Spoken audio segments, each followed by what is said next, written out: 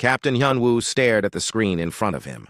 The coffee in his cup had gone cold hours ago, but he did not notice. The deep space monitoring station called Vigilant Dawn was his home now. It floated in the dark between stars, listening for signals that might never come. "Captain," said Lieutenant So-min from her station. Her voice was tight with excitement. "I'm getting something strange on the old emergency channels." Hyunwoo pushed his chair back and walked over to her console.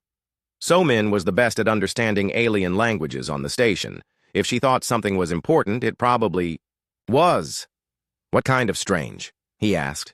So-min pointed at the waves moving across her screen. "It's using the ancient emergency frequencies, the ones from the old treaties. Nobody uses those anymore. The signal was weak and broken. It came from very far away. Hyunwoo could hear bits of sound through the static. It did not sound like any human language he knew. "Can you clean it up?" he asked. "I'm trying," So-min said. Her fingers moved quickly over the controls. "There. Listen to this." The speakers filled with a sound unlike anything Hyunwoo had ever heard. It was beautiful and sad at the same time, like wind chimes made of crystal, but singing. The voice that spoke was soft and filled with fear. "We do not know war," the voice said in broken but clear English. "We do not know weapons.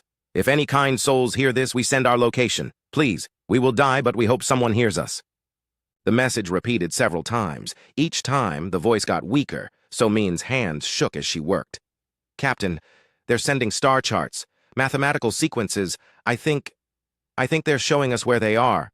Hyunwoo felt a cold feeling in his stomach. He had been in space for 20 years. He had seen many things, but this was different. This was someone asking for help from people they had never met. "Where are they?" he asked. "Kepler 442 system," So-min said. "It's about 60 light years from here. Captain, there's more to the message." She played another part of the signal. This time, there were pictures. They showed a planet covered in forests that looked like they were made of crystal. Beautiful towers reached toward the sky. Creatures that looked like living gems walked peacefully through gardens. But there were other pictures, too. Dark ships in the sky, fires burning in the crystal forests, the gem-like creatures running and hiding. "They call themselves the Vellani," So-min said, "and the ones attacking them. They call them the Krex Dominion." Hyunwoo watched the pictures. "Repeat." The Vellani looked nothing like humans. They were tall and thin, with skin that seemed to shine from inside. They moved slowly and gently. In all the pictures, they looked scared but not angry. Even when their homes burned, they did not fight back. "Why aren't they fighting?" asked Ensign Daeho from the communications station. "I don't think they know." "How?" So-min said quietly. "Look at this part of the message." She showed them more pictures. The Vellani lived in harmony with their crystal forests. They seemed to sing to the trees, and the trees sang back. There were no weapons in the pictures. "No armies, no ships of war. They're completely peaceful," So-min whispered. "They've never had to fight for anything." Hyunwoo felt anger building in his chest. He had seen bullies before, people who picked on those who could not fight back. But this was worse. This was an entire race being destroyed by another race, just because they could not defend themselves. "Send this to Admiral Tae-jin immediately," he ordered. "Full encryption, priority alpha." "Yes, sir," Daeho said. His fingers flew over his controls. Hyunwoo kept watching the message repeat. Each time, the Vellani voice got a little weaker. Each time, the pictures showed more destruction. But the strangest thing was that the Vellani still sounded grateful. They thanked whoever might be listening, even though no help had come. "Captain," So-min said, "I've been thinking about something. The Vellani are using very old emergency frequencies, the kind that were set up when humans first joined the galactic community." "So?" Hyunwoo asked. "So most of the galaxy doesn't monitor those frequencies anymore. They think humans are too dangerous to talk to. But the Vellani? They're calling out to anyone who will listen, including us." Hyunwoo understood. Most alien races thought humans were monsters. They called humans Deathworlders because Earth was such a dangerous planet. Only things that could fight and survive lived on Earth. Other planets were gentler. They created gentler creatures. The Galaxy was full of peaceful races like the Villani, but when they got into trouble, they usually called on other peaceful races for help. Those races would send diplomats and try to work things out with words, but the Villani were calling on the old emergency channels, the ones that included Earth. They were so desperate that they were willing to ask the scary Deathworlders for help. 3 hours later, Admiral Tae Jin appeared on the main screen. He was an older man with gray hair and serious eyes. He had fought in the Border Wars and the Titan Rebellion. He was a man who understood what war meant. "Captain Hyunwoo," the Admiral said, "I've reviewed your report. This is a difficult situation." "Yes, sir," Hyunwoo replied. "The Krek's Dominion is not our enemy. We have no treaties with the Villani. The Galactic Council has made it clear that humans should not interfere in alien conflicts." Hyunwoo felt his heart sink, but then he saw the Admiral's expression change. "However," Tae-jin continued, "I did not get into this business to let innocent people die. Have you been able to get any more information about the situation?" "Yes, sir. Lieutenant So-min has been working on it." So-min stepped forward. "Admiral, the Villani are completely defenseless. They have no military, no weapons. They're herbivores who evolved on a planet with no predators. They literally don't understand the concept of violence." "And the Kreks?" "Warriors. From a harsh world. They're strip-mining the Villani planet for its crystal resources. The crystals are used to make very powerful energy sources. The Kreks are enslaving the Villani to mine their own world." Admiral Tae-jin was quiet for a long moment. Then he spoke in a voice that was cold as space. "How many ships can the Kreks field?" "Intelligence suggests around 400 ships, sir," So-min said. "And how many do we have ready for deployment?" "About 150, sir. But, Admiral, the other races will protest if we get involved. The Zephyrian Council, the Altarian Trade Federation. They'll say we're being aggressive again." Admiral Tae-jin smiled, but it was not a happy smile. "Lieutenant, do you know why they call us Deathworlders? Because Earth is dangerous, sir? No. They call us Deathworlders because we survived a dangerous world. We learned to fight because we had to. We learned to protect each other because no one else would. Every human alive today is the descendant of creatures who refuse to give up, who refuse to let their families die." The Admiral looked directly at Hyunwoo. "Captain, send another message to the Villani. Tell them help is coming. Then prepare, Vigilant Dawn, for fleet operations." "Sir, what should I tell them about timing?" Admiral Tae-jin stood up from his chair. "Tell them that when Deathworlders make a promise, they keep it, no matter what it costs." The transmission ended. Hyunwoo looked around at his crew. They all had the same expression on their faces, fear mixed with determination. They knew what was coming. They were going to war for people they had never met, against enemies who outnumbered them, with no guarantee that anyone would support them. But they also knew something else. The Villani had called for help, and humans had answered. That was what humans did. They protected those who could not protect themselves. "So-min," Hyunwoo said, "send the message to the Villani. Tell them exactly what the Admiral said." As So-min worked, Hyunwoo watched the Villani distress signal one more time. The crystal beings sang their sad songs and showed their burning world. But this time, Hyunwoo heard something different in their voices. Hope. Because for the first time in their history, the Deathworlders were coming to help.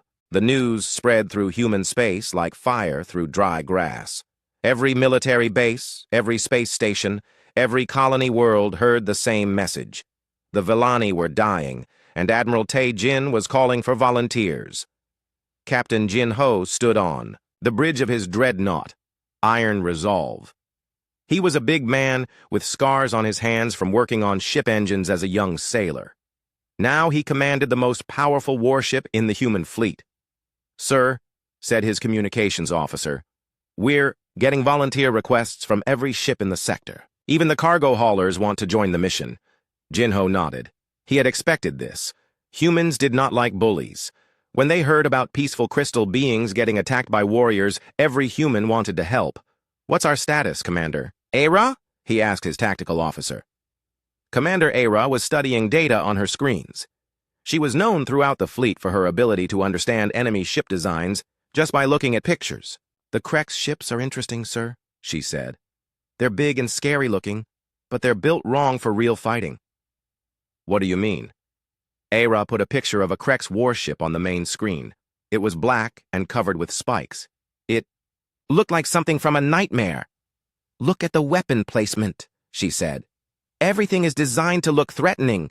The ships are meant to scare enemies into giving up without a fight, but the armor is thin, and the weapons are all forward-facing. They've never fought anyone who shoots back.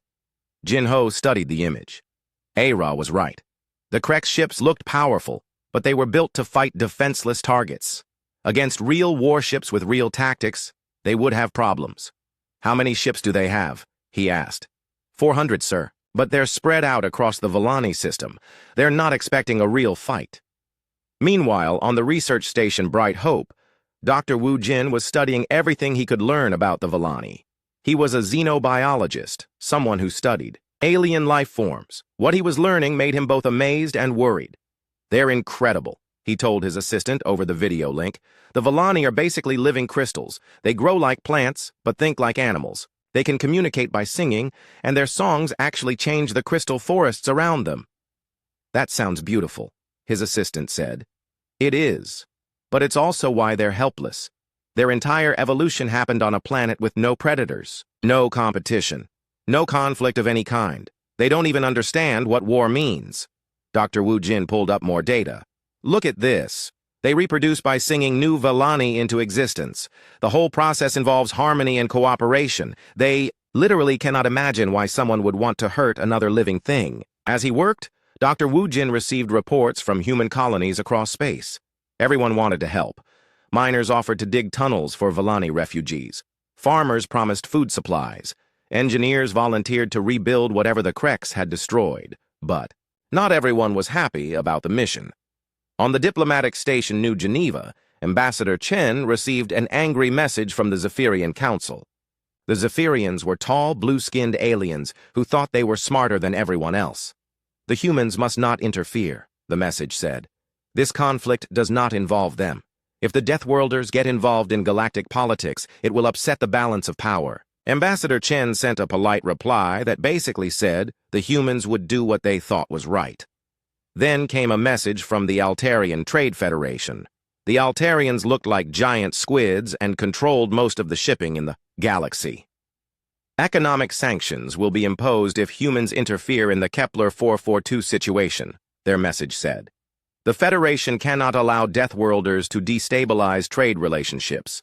Admiral Tae Jin read all the protests and complaints. Then he deleted them. Sir, said his aide, the Galactic Council is demanding a response to their formal protest.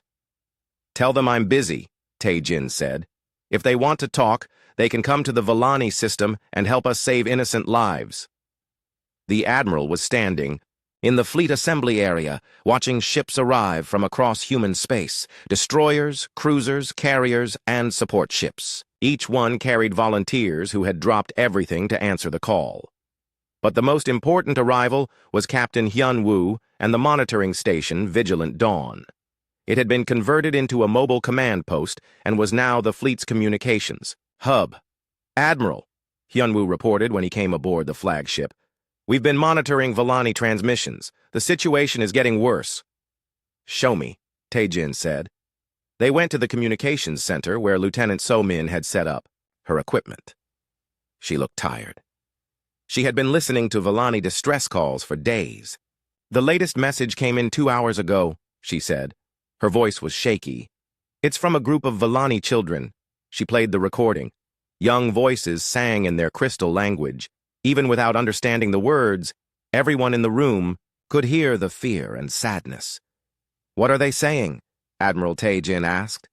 So Min wiped her eyes. They're singing about the dark ships in the sky. They're asking their parents why the strangers are taking their friends away. They want to know if they did something wrong. The room was silent. Even the toughest military officers felt their hearts break, listening to frightened children who could not understand why anyone would want to hurt them. How long until we can reach them? Tae Jin asked. 3 days at maximum speed, said Captain Jin-Ho. But sir, we need to talk about strategy. The Krex outnumber us more than 2 to 1. Admiral Tae Jin looked at the tactical displays showing both fleets. The humans had fewer ships, but they had something the Kreks did not expect. "Commander Ara," he said, "what's your assessment of Kreks combat doctrine?" "They use overwhelming force against weak targets, sir. Their ships attack in straight lines using fear and numbers to win quickly. They've never fought anyone with real military training." "And how do humans fight?" Ara smiled. "We adapt, sir. We use the environment. We coordinate. We fight as a pack." Tae-Jin nodded. "The Kreks think they're fighting cargo ships and research vessels. They don't know they're about to meet predators." As the human fleet prepared to leave, more messages came from other alien governments. The Centaurian Assembly warned of dangerous precedents. The Procyon Collective threatened to review all treaties with the aggressive human species. Admiral Tae-Jin called a meeting of all ship captains. They gathered in the main briefing room of his flagship, Freedom's Call. Captains, commanders, and senior officers filled every seat. "Ladies and gentlemen," Tae-Jin began, "you all know why we're here. The Villani sent a distress call and we answered. The rest of the galaxy thinks we're being reckless. They think we're proving that humans are too violent and dangerous." He paused and looked around the room. "They're right about one thing. We are dangerous. Every one of us comes from a world that tried to kill our ancestors for millions of years. We learned to fight because we had to. We learned to work together because alone we died." The Admiral activated a holographic display showing the Villani homeworld. Crystal forests sparkled like jewels, and graceful beings moved peacefully through. Gardens of living gems, but the galaxy is wrong about why we fight. We don't fight because we love violence. We fight because we love what violence can protect. Today, we protect innocence itself. Captain Jin-Ho raised his hand. "Sir, what about the political consequences? The other races will see this as human aggression." "Let them," Tae-Jin said. "For too long, the galaxy has been content to let evil happen as long as it happens to someone else. The strong prey on the weak because no one stops them. Today, that changes." He looked directly at each captain. "The Kreks think they can destroy a peaceful civilization because no one will interfere. They're about to learn what happens when you threaten innocence and the Deathworlders hear about it." Dr. Wu Jin stood up. "Admiral, I've been studying Villani biology. If we don't reach them soon, their entire species could be extinct within months. The Kreks are not just enslaving them. They're breeding them like livestock to produce more crystal." The room erupted in angry voices. Even the most disciplined officers could not hide their rage at the idea of an entire peaceful species being treated like animals. Admiral Tae-Jin held up his hand for silence. "Dr. Wu Jin, prepare medical facilities for Villani refugees. Captain Hyun-woo, monitor all Kreks communications. I want to know what they're planning." "Yes, sir," both men replied. "Captain Jin-Ho, prepare the fleet for combat operations. We jump to the Kepler 442 system in 18 hours. As the meeting ended, Lieutenant So-min received another transmission from the Villani. This one was different. Instead of a distress call, it was a message of thanks. "We have heard rumors that someone answered our call," the Villani voice said. "We do not know if this is true. But if kind souls are coming to help us, we want you to know. We will remember your names in our songs forever. Even if we die, our children's children will sing of those who tried to save us." Admiral Tae-Jin listened to the message. Then he made an announcement to the entire fleet. "This is Admiral Tae-Jin to all ships. In 18 hours, we jump into the unknown. We go to fight for people we've never met, against enemies who outnumber us with no guarantee of victory. The galaxy calls us Deathworlders and fears our violence." The human fleet dropped out of hyperspace at the edge of the Kepler 442 system like ghosts appearing in the night. For a moment, everything was quiet. Then the sensors began showing what was happening to the Villani homeworld. "My God," whispered Captain Jin-Ho as he stared at the main screen. The planet that had once been covered in crystal forests now looked like a wounded animal. Massive Kreks harvester ships hung in orbit like metal vultures. Where crystal trees had once grown in perfect harmony, there were now open scars in the ground. Mining equipment pulled precious crystals from the planet's surface, while Krek ships carried the stolen resources away. "How many ships?" Admiral Tae-Jin asked from the Bridge of Freedom's call. 412 Kreks vessels, sir," reported Commander Ara. "They're spread throughout the system. Most are focused on mining operations. Captain Mincio of the stealth frigate Silent Guardian was already moving closer to get a better look. Her ship was designed to be invisible to most sensors. She could slip past enemy patrols and see what was really happening. Silent Guardian to Fleet Command. Her voice came over the radio. I'm seeing Krek's labor camps on the planet's surface. There are thousands of Villani being forced to work in the mines. The communication channel filled with angry voices from other ship captains. Every human in the fleet felt rage, building in their hearts. The peaceful crystal beings were being used as slaves to destroy their own world. Captain Minseo, Admiral Tae-jin said calmly, continue reconnaissance. Get me details on their ship formations and defensive positions. Yes, sir. Admiral, there's something else. I'm picking up Villani songs from the planet. They're still singing, even in the labor camps. Lieutenant So-min, who was monitoring all communications from the Vigilant Dawn, felt tears in her eyes. Even as slaves, even as their world was destroyed, the Villani continued to sing. It was how they comforted each other, how they stayed connected to hope. Dr. Wu Jin was studying the sensor data from his medical ship, Sanctuary. What he saw made him sick to his stomach. Admiral, he reported, the Kreks are not just mining crystals. They're forcing the Villani to breed faster by separating families and using artificial methods. They're treating them like farm animals. The radio channel went silent. Every human in the fleet understood what this meant. The Kreks were not just stealing from the Villani. They were destroying everything that made them who they were. Sir, said Captain Minseo from her hiding place near an asteroid, I've found a small group of Villani refugees. They're hiding in an old mining station. Should I attempt contact? Admiral Tae-jin thought for a moment. First contact between humans and Villani would be dangerous. The crystal beings had never seen predators before. Humans might terrify them. Captain, Minseo, take a small team. No weapons visible. Move slowly and speak softly.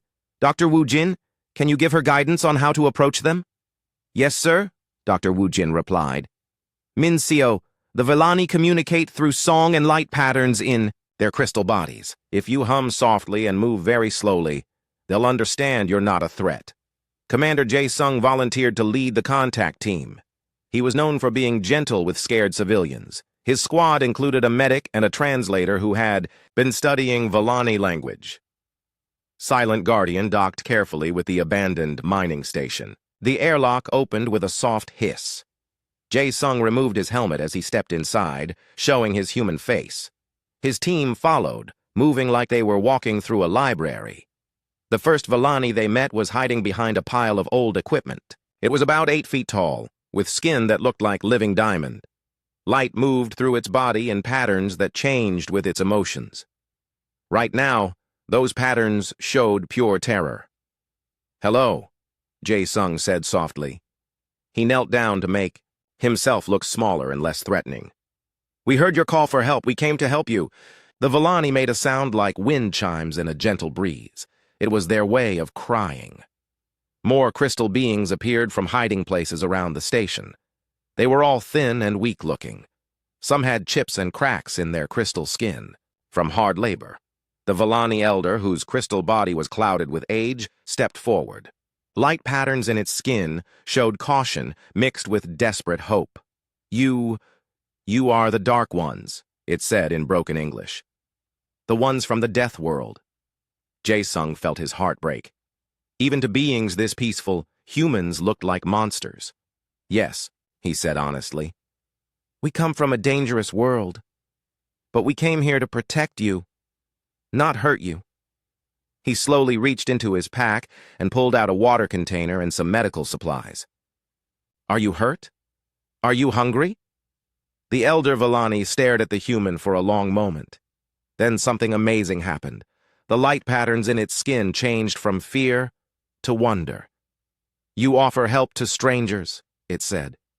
Your world made you strong, but you use strength to protect the weak. That's what strength is for, Jae-sung replied.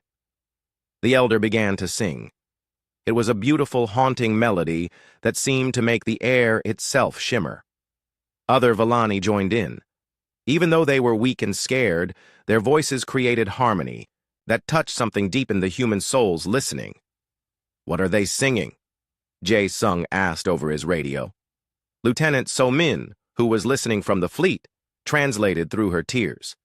"They're singing about hope arriving in the darkness, about guardians who heard their cry and crossed the stars to help them." Meanwhile, Admiral Tae-jin was planning the next phase of the operation. The Krek's fleet was massive, but they were spread out and not expecting a fight. They had been bullying defenseless beings for so long that they had forgotten what real war looked like. "All ships, this is Admiral Tae-jin," he broadcast on a tight beam channel. "We are not here to conquer or destroy. We are here to protect innocent lives and stop a genocide. The galaxy will be watching. Show them what Deathworlders truly are." Captain Jin-ho activated his ship's long-range communications array. "Admiral, I have a lock on the Krek's command frequency. Do you want to warn them?" Tae-jin considered this. It would be easy to attack without warning. The Kreks were not expecting them. But humans were better than that. "Open a channel," he ordered. The main screen flickered and showed the bridge of a Krek's command ship. The alien commander was tall and covered in dark scales. His red eyes showed no kindness at all. This was War Master Thekmar, leader of the Kreks. "Forces, what is this?" Thekmar growled. "Who dares interrupt Krek's operations?" "I am Admiral Tae-jin of the Terran Defense Force," Tae-jin replied calmly. "You are ordered to cease all hostile actions against the Villani people and withdraw from this system immediately."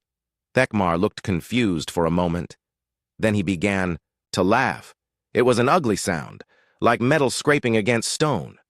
"Humans," he said, "the little mammals from the Death World. You think you can threaten the Krek's dominion? We have 400 ships. You have what, 50? 100? 153, Tae-jin said. "But that's not the point." "Then what is the point, little Deathworlder?" Admiral Tae-jin looked directly into the alien's red eyes. "The point is that you're hurting innocent people and we're here to stop you." Thekmar's laughter grew louder. "You would fight a hopeless battle for beings you've never met. This proves what the galaxy says about humans. You are all insane." "Perhaps," Tae-jin agreed. "But the Villani called for help, and Deathworlders always answer." "Then you will die with them," Thekmar snarled. "I will broadcast your destruction across the galaxy as entertainment. Everyone will see what happens to mammals who challenge. The Krek's dominion." The transmission ended. Admiral Tae-jin turned to his crew. "Well, gentlemen and ladies, it seems diplomacy has failed. Captain Jin-ho, signal the fleet. We have 1 hour to rescue as many Villani as possible before the Kreks reorganize their forces." "Sir," said Commander Ara, "their ships are moving. They're pulling back from the mining operations and forming battle groups." "Good," Tae-jin replied. "When they concentrate their forces, they become predictable.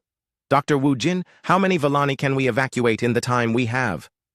"If we move fast and use all our cargo ships, maybe 10,000, the doctor replied. "But there are millions on the planet." Admiral Tae-jin felt the weight of command settle on his shoulders. He could not save everyone, but he could save some. And sometimes, some was enough to make a difference. "All ships, begin rescue operations. Priority goes to children and the elderly. Captain Min Seo, guide our rescue teams to the largest refugee groups." Commander Jae-sung was still with the Villani on the mining station. The elder, who had introduced itself as Shianaveth, was trying to understand what was happening. "Why do your people help us?" Shianaveth asked. "We have nothing to offer you. We cannot fight beside you. We cannot even understand why anyone would want to hurt another living being." Jae-sung thought about how to explain this. "How do you describe the concept of protecting the innocent to beings who had never known evil?"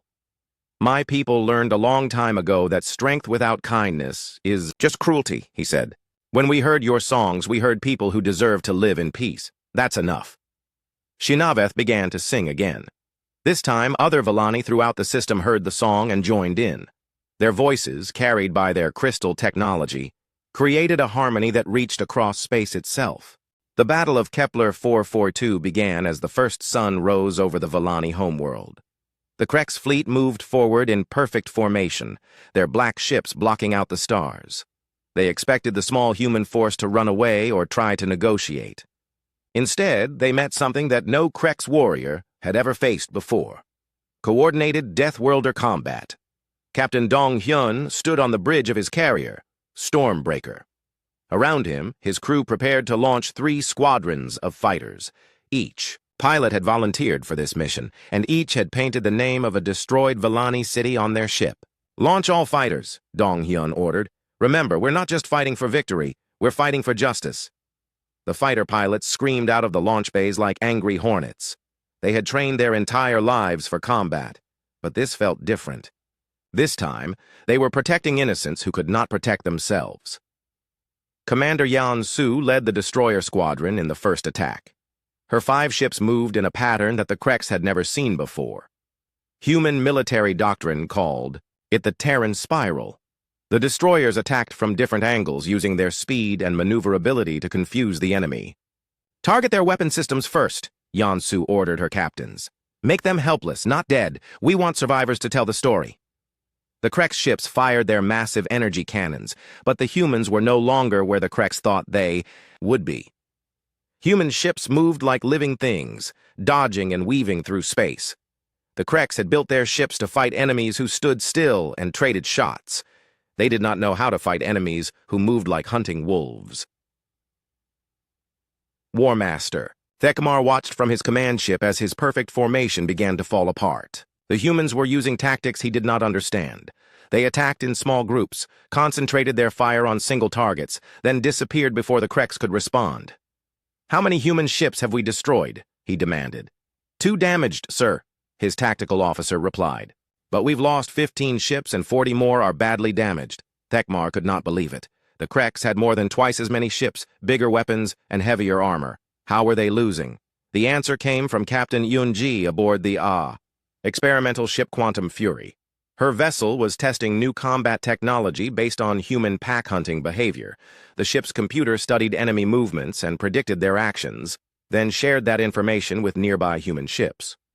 "Quantum Fury to all units," Yunji broadcast. "The Kreks move like a school of fish. Hit them hard in one spot, and the whole formation will shift to protect that area. Then hit them somewhere else." It was working. The Kreks fleet, which had seemed so powerful and organized, was becoming confused and scattered. Ships ran into each other trying to respond to human attacks that came from unexpected directions. But the real horror for the Kreks came when they realized that the humans were not trying to destroy them. They were hurting them. Commander A-Ra, studying the battle from Admiral Tae-jin's flagship, saw the pattern first. "Sir, look at this. Every human attack is pushing the Kreks ships away from the planet." Away from the Villani, Tae-jin realized. "We're not just fighting them. We're protecting the innocent civilians while we fight." This was something the Kreks could not understand. In their culture, you destroyed your enemies completely. You took everything they had and killed anyone who might fight back later. The idea of risking your own life to protect your enemy's civilians made no sense to them. Dr. Wu Jin was coordinating rescue operations from his medical ship Sanctuary. Human shuttles and cargo ships were racing down to the planet's surface, loading Villani refugees as fast as they could. "How many have we saved?" Admiral Tae-jin asked during a brief moment between battle reports. 14,000 so far, Dr. Wu Jin replied. "The Villani are helping us find the hidden camps. But, sir, we need more time." "You'll have it," Tae-jin promised. That promise became harder to keep when War Master Thekmar made a desperate decision.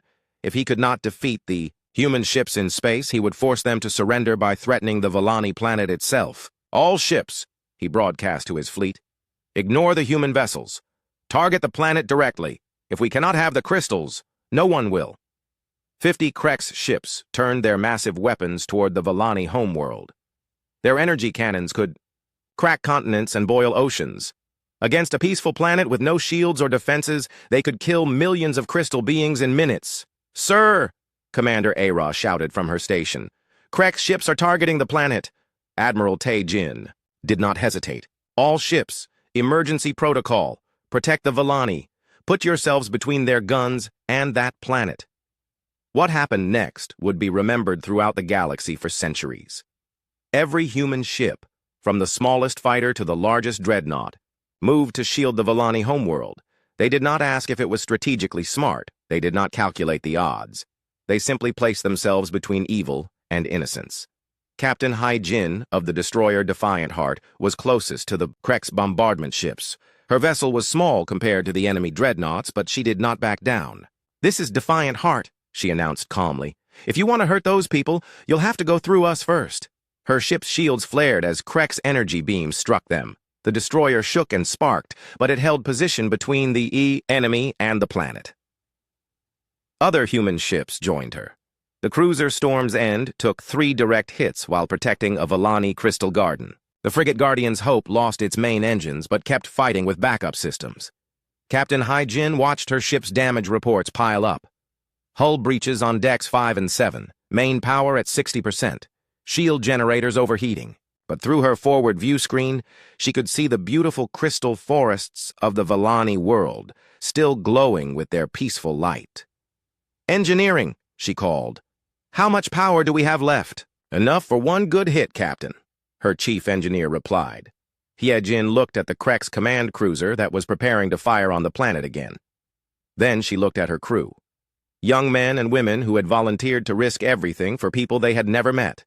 "All hands, this is the captain," she announced over the ship's communication system. "We came here to protect innocent lives. Sometimes protection requires sacrifice. It has been an honor to serve with all of you."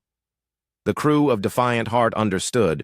Immediately, their captain was going to ram the enemy ship. "For the Vellani!" someone shouted from the engine room.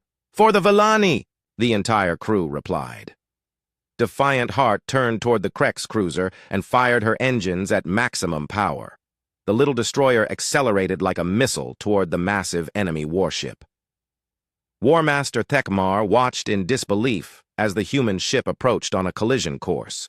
At the last second, he understood what was happening. "They're insane!" he screamed. "All ships, evasive action!" But it was too late. Defiant Heart struck the Krek's cruiser just below its main gun turrets. The explosion lit up space like a new star. Both ships were destroyed instantly, but the Krek's bombardment of the planet stopped. All across the battlefield, human and Krek's alike paused in their fighting. The sacrifice of Defiant Heart and her crew had shown both sides something important.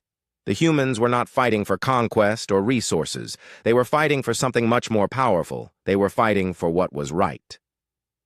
On the planet. Below, the Vellani had been watching the battle in the sky. They did not understand warfare, but they understood sacrifice. When they saw the human ship die to protect their world, something changed in the crystal beings. Young Lumithara, barely more than a child by Vellani standards, began to sing.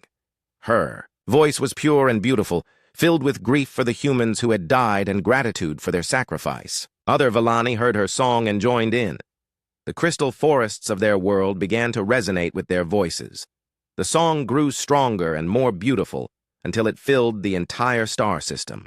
Even the human ships could hear it through their communication systems. Lieutenant So-min, listening from the vigilant dawn, felt tears streaming down her face.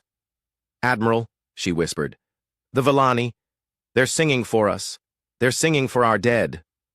The Vellani song was unlike anything anyone had ever heard. It spoke of love conquering hatred, of light defeating darkness, of strangers becoming family. It was a song of hope in the middle of a war. But most importantly, it was a song of gratitude. The Vellani were thanking the humans for showing them that there were beings in the universe who would fight to protect innocence. War Master Thekmar listened to the crystal song and felt something crack inside his warrior's heart. His entire life had been built on the idea that the strong should take from the weak. But these humans were strong, and they were dying to protect the weak. It made no sense to him, but somehow it made him feel small and ashamed. "Sir," his tactical officer reported, 20 more ships are requesting permission to withdraw. The crews are saying they cannot fight, while the crystal ones sing." Thekmar looked at his fleet status. Half his ships were damaged or destroyed. The other half were demoralized by watching their enemies die to protect innocent civilians. And through it all, the Vellani song continued, beautiful and pure and utterly without hatred. The final battle of Kepler 442 did not end with explosions or surrender ceremonies. It ended with music. As the Vellani song spread through space, something extraordinary happened. Krek's ships began to stop firing, not because they were ordered, too, but because their crews could not bring themselves to continue fighting while listening to such pure, beautiful voices. Commander Kyung-min had been leading a boarding party against a Krex destroyer when the enemy crews simply put down their weapons and sat on the floor, listening to the crystal song with tears in their alien eyes. "Sir," one of his Marines reported, "the Krex aren't fighting back anymore, they're just listening." Kyung-min looked around the enemy ship's corridor.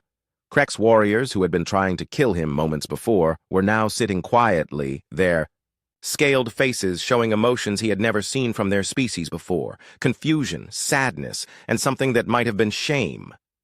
"Stand down," he ordered his Marines. "Secure the ship, but treat the crew with respect.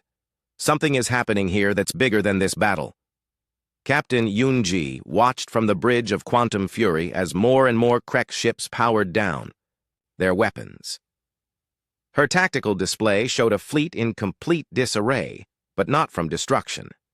The enemy ships were surrendering one by one as their crews listened to the Villani song. "Captain," her communications officer said, "I'm getting surrender signals from 60 Krex vessels. They're asking for mercy." Yoon-ji had never heard a Krex ask for mercy before. These were warriors from a culture that believed only the strong deserved to live. But the Villani song was teaching them something new about strength. Admiral Tae-jin stood on the bridge of Freedom's Call, watching the most unusual end to a battle he had ever seen. Half the Krex fleet was destroyed or disabled. The other half was surrendering without being asked to. And through it all, the beautiful crystal voices continued their song. "Sir," Commander Ara reported, "War Master Thekmar is requesting permission to come aboard.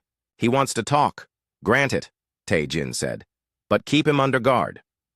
20 minutes later, the Krex commander stood in the human flagship's conference room. Thekmar was a huge alien, nearly 8 feet tall and covered in dark scales. He had commanded fleets that conquered dozens of worlds, but now he looked small and confused. "I do not understand," he said in his harsh voice. "Why do you fight for beings you do not know? Why do you die for creatures who cannot help you?" Admiral Tae-jin studied the alien commander. "Because it's the right thing to do. But there is no profit in it. No territory gained. No resources captured. Your people died for nothing." "They died for something you don't understand," Tae-jin replied. "They died so innocent people could live in peace." Thekmar was quiet for a long moment. Outside the conference room windows, they could see Villani refugee ships being escorted to safety by human vessels.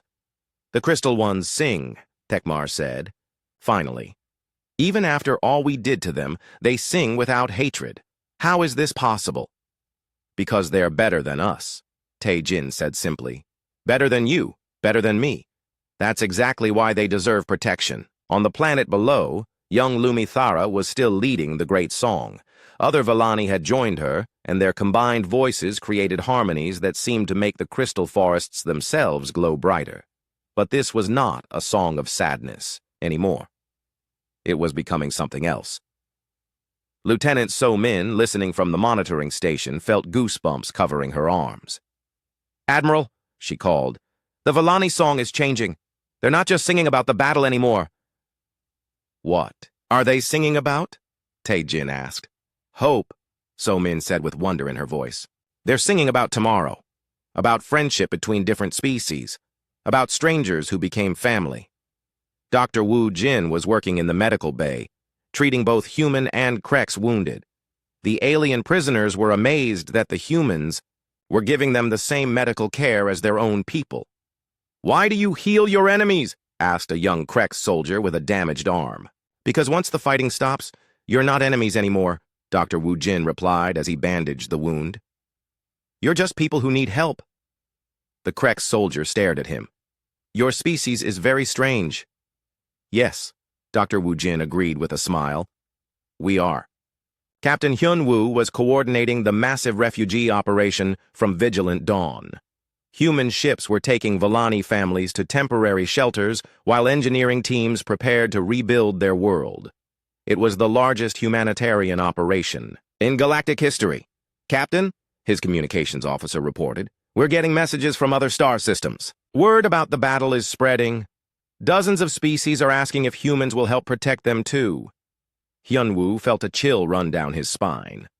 The galaxy was full of peaceful species being threatened by aggressive ones. If they all asked for human protection, Earth would be fighting wars for the next 1,000 years. But as he listened to the Villani songs of gratitude coming from the planet below, he knew what the answer would be. Humans could not ignore calls for help. It was not in their nature. 3 days later, the Krex fleet had been completely disbanded. Most of the alien warriors asked to be taken home, but some surprised everyone by asking to stay and help rebuild what they had destroyed. War Master Thekmar was one of them. The proud Krex commander knelt before Shinaveth, the Villani elder, and spoke words that shocked his own people. "I was wrong," he said. "My people were wrong. We thought strength meant taking from others. The humans have shown us that real strength means protecting others." Shinaveth looked at the kneeling warrior. Light patterns in the elder's crystal skin showed forgiveness mixed with hope. "You can learn," the Villani said gently. "If you truly wish to change, we will teach you our ways of peace." Admiral Tae-jin watched this exchange from a distance. Around him, human engineers worked alongside Krex laborers and Villani singers to repair the damaged crystal forests. It was not the ending he had expected when the mission began. "Sir," Captain Jinho approached, "we're getting reports from Earth. The Galactic Council is demanding an explanation for our actions here." "Let them demand," Tae-jin replied. "When they're ready to start protecting innocent people instead of just talking about it, they can call us." Dr. Wu Jin joined them, carrying a data pad full of medical reports. "Admiral, the Villani want to do something for us. They're offering to share their crystal-growing technology. They say it's a gift, to thank us for saving their people." Tae-jin was surprised. Villani crystal technology was incredibly advanced. It could revolutionize human energy production and space travel. "Tell them we appreciate the offer," he said, "but we didn't come here for rewards." "That's exactly what they said you would say," Dr. Wu Jin smiled. "They insist. They say friends share their gifts freely." 6 months later, Captain Hyunwoo stood on the observation deck of the new joint human-Villani space station orbiting the crystal world. Through the windows, he could see the planet's surface covered once again in beautiful crystal forests. The scars of war were healing. "Captain," Lieutenant So-min called from her station, "we're receiving another distress signal." Hyunwoo felt his heart speed up. "From where?" "The Altair system. A species called the Gentle Ones is being attacked by something called the Iron Horde." Hyunwoo looked out at the peaceful Villani world below. Then he thought about Admiral Tae-jin's words from months ago. "When innocents call for help, Deathworlders always answer." "Send the signal to Admiral Tae-jin," he ordered. "Tell him we have another mission." As the message went out, the Villani on the planet below began to sing, but this time they were joined by new voices. Reformed Krex warriors added their rough harmonies to the crystal songs, and from the human ships came the sound of people humming along with the alien melodies.